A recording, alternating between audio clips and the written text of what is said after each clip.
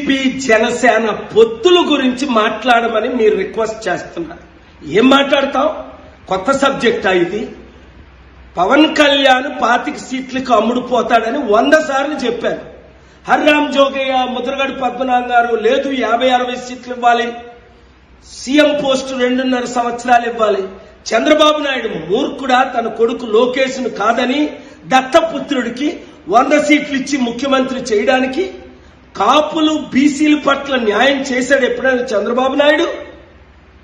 ఈ రోజు 94 సీట్లు టీడీపీ ప్రకటించింది. బీసీలకేది ప్రథమ స్థానం ఉందా? 60% ఉన్న బీసీలకు కానీ 27% ఉన్న కాపులకు కానీ.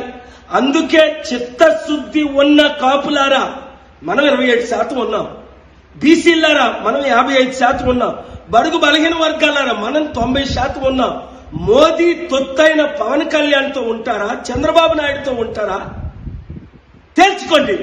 లేదా ప్రపంచాన్ని అభివృద్ధి చేసి శాసించి దేవుడు పంపగా వచ్చిన ప్రజాశాంతి పార్టీతో ఉంటారా? నన్ను విశాఖపట్నం ఎంపీగా గెలిపించండి.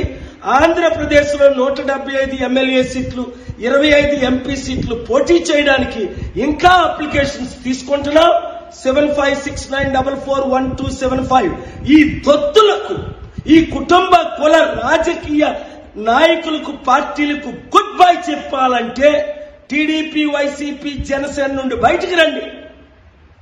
ఏ చిన్న పార్టీలకి ఓటేయకండి, చేల్చకండి. ప్రజాశాంతి పార్టీని గెలిపించుకోండి. రాష్ట్ర రక్షకులుగా, దేశ రక్షకులుగా మారండి. ఈ వీడియోని అందరికీ షేర్ చేయండి. కలిసి పోరాడదాం, అంబేద్కర్ ఆశయాలు నెరవేర్చుదాం.